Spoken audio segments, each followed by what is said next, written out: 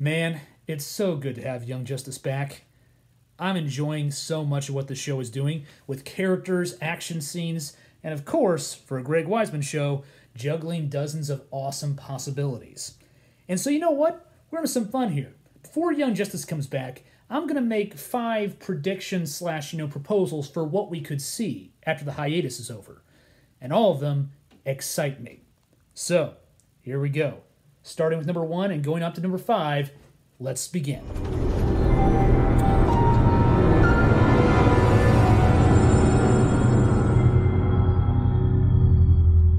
So starting off, I believe Cassandra Savage will become Scandal Savage, and the Suicide Squad will help her form the Secret Six. The thing about Cassandra Savage so far is that she's clearly being used to give us a kind of, intimate view of Vandal Savage and the Light's operations. But at the same time, they're clearly making her a complex character who's not yet fully matured into whatever form she's going to become. I mean, right now she idolizes her father, but she also clearly is, scared of him, at least to some extent, and is painfully aware of the fact that she is expendable.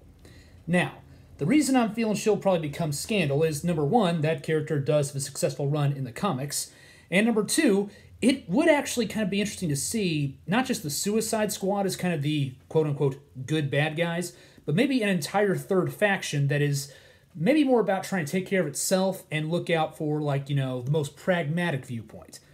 Cassandra Savage, since she sees what her dad actually wants, might just eventually become, disenfranchised with his methods, in which case she can probably take, say, 1 or 2 members of the Suicide Squad, or just kind of use that basic concept as kind of a runoff point to create her own faction. And this would really, I think, work a lot, because then you've got a child of the leader of the Lights actually fighting the Lights, but not as a good guy. And I just kind of like the idea of Cassandra turning out to be Scandal, and it's the most obvious way to go with the character, in my opinion.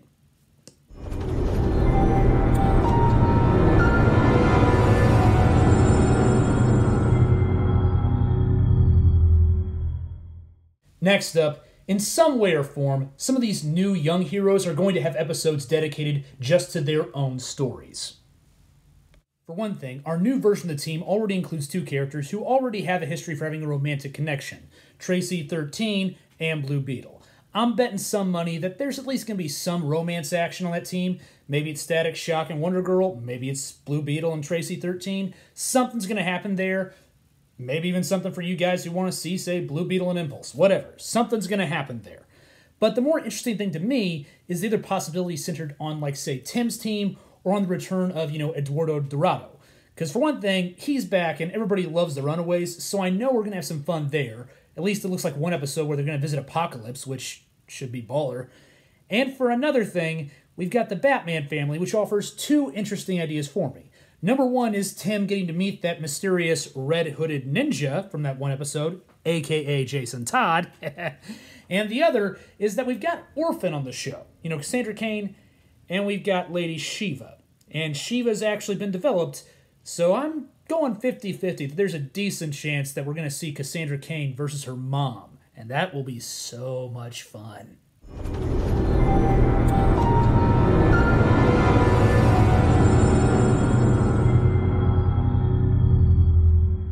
They've built up way too much mystery and way too much audience investment in Jade, aka Cheshire, for her story to be over now, and I'm calling some kind of major shift. While she's spent all of her time insisting as hard as she can that there's no way she can return to her family because she's just too dang evil, we've also seen from her actions and from her emotional reactions that clearly there's something more going on here. For one thing, she cared way too much about her team in that one episode. For another, she clearly wanted to help out Shade even when she had no reason to, and the episode explicitly stated that. And number 3, let's face it, she really wants to get back together with Will and Leon, but something's making her not trust herself.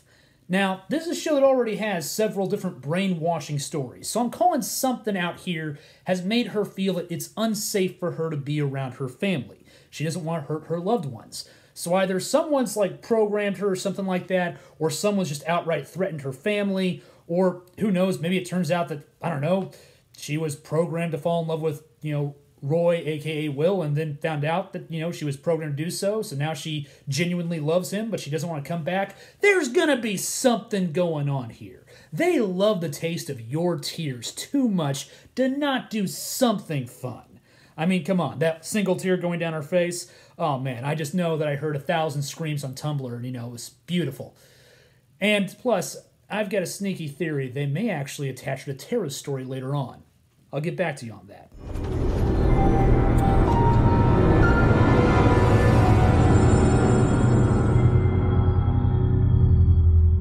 Okay, so we've got two relationships dominating the season. One is the Halo and Geoforce relationship, and the other is the classic quote-unquote Super Martian between Superboy and M'gann, and at some point you're going to be crying over those relationships. One of the unexpected joys of Young Justice for me, as a guy who doesn't really care for, like, say, CW-style relationship drama, is how well this show actually handles its romance storylines. Namely, they're actually well written, and the characters actually have interesting plot lines spawn from them. Now, the thing about this is that, number one, I think we can all see there's going to be some problem with Geoforce and Halo. I mean, on the one hand, she's, a mother box trapped in a young girl's body, and he's, a young man. And on the other hand, that young girl's body that, the mother box is trapped in, totally helped kill off his parents. Like, I know we haven't talked about that since, episode 1, but that's going to come out, and there's going to be some issue. Brion is too hot-headed and loved his parents too much for them not to get some sweet, sweet, fan sorrow out of that moment. I'm sure that Halo herself will be innocent, but it's going to be pretty rough. Maybe she realizes what happened before, everybody else does, or maybe it's a surprise to her. But either way, that pairing is going to go through a rough patch. The one I'm more worried about, though, is Superboy and Miss Martian. There's no way we're going to have a wedding without a hitch. At minimum, somebody's gate crashing the party. And what I actually think is going to happen, unfortunately, is that we've had too much happy, happy, joy, joy stuff for there not to be some serious damage done to one of these characters. And my worst case scenario is that I think Connor may actually die. Now, I'm a huge fan of Superboy. He's actually one of my original favorite young heroes. But, yeah, maybe I've just been, brainwashed by Dan DiDio to think that a happy marriage is not going to happen in my, superhero entertainment. But, yeah, I don't think a happy marriage is going to happen. Something's bad's going to happen. And I kind of feel like this is basically Superboy going, don't worry, I've only got 2 weeks of retirement. I'm being played by Sean Bean in a movie. Hey, here's a picture of my girlfriend. If anything happens to me, you take care of her, okay? Because, seriously, I'm worried.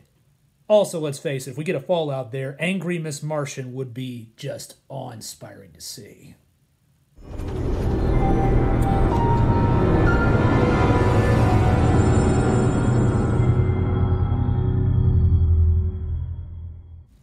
Everyone saw Tara's betrayal coming.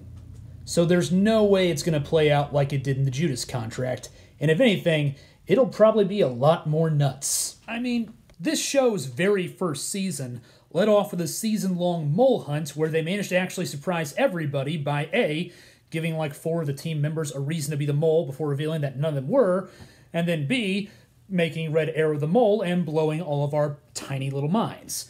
And then the second season was basically the, heroes actually doing the mole trick a lot better than the bad guys did in season 1. I mean, in comparison, Tara infiltrating the Teen Titans is not going to happen. For one thing, these ain't the Teen Titans. This is the Outsiders, and this is Young Justice, the team. And for another thing, this show's way too wily and way too cunning to just go ahead and play out the way this story usually goes. The way I see it, there's 3 major possibilities that really intrigue me. I'm not confident in saying any one of these 3 will happen, but all 3 are very interesting ideas. The first actually goes like this. Tara, while secretly trying to infiltrate and kind of, betray the team, actually discovers that she likes being a hero and loves them all, so she's not going to betray them, and thus, will ironically be forced to defend the team when it's time to betray them, leading to a heartbreaking scene where she'll probably end up trying to explain herself while they don't believe her, while she's trying to help them. Now, this one, I kind of feel is a little bit less likely just because, as good as it is, it's maybe a little bit too predictable as well, and besides, something's going on with Tara's head to make her, want to betray everybody. But on the other hand, I mean, in the comics, they already took the idea of a good Tara and actually had her possibly revealed as the original Tara. There was that whole thing with the Teen Titans back in the 90s. And by the way, I'm really hoping there's no Deathstroke and Terra thing here, because the other idea that I've had for number 2 is this.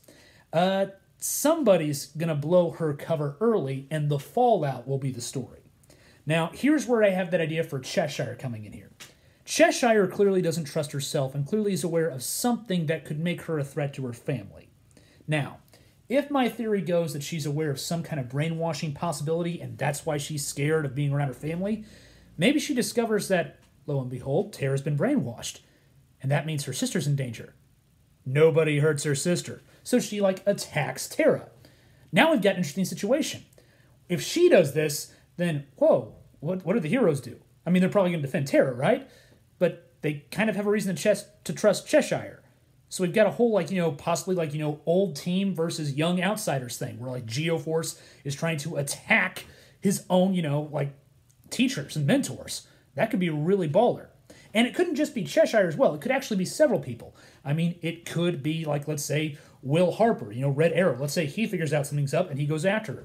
Or maybe it's something new and crazy, like maybe the Red Hood. Jason Todd figures it out. And since he wants to be a wild card and not actually help out just the light or just the team, he reveals it so they can all deal with that mess while he goes off and tries to, be Batman, but with guns.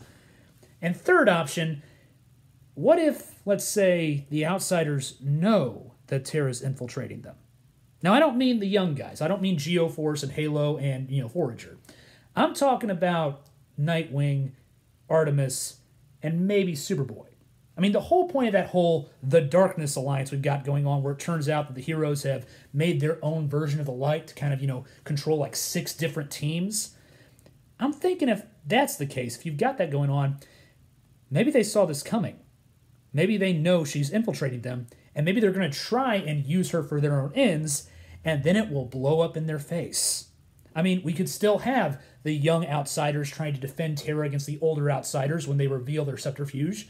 This would give Geoforce a reason to distrust his own boss, Nightwing. And again, we could have some awesome complications here. Plus, let's face it, last season, when they had the whole thing where Miss Martian thought Artemis was dead and just brain blasted Aqualad back into preschool mode, that was scary. Something like that is going to happen here. They haven't, given us the heroes getting their hands a little dirty, not to have us actually see what happens when they get covered in mud. And it will be glorious. Okay, so that's all my predictions right now. If you like this one, feel free to like, share, and subscribe. And I can't wait to continue the reaction series once Young Justice comes back. See you later.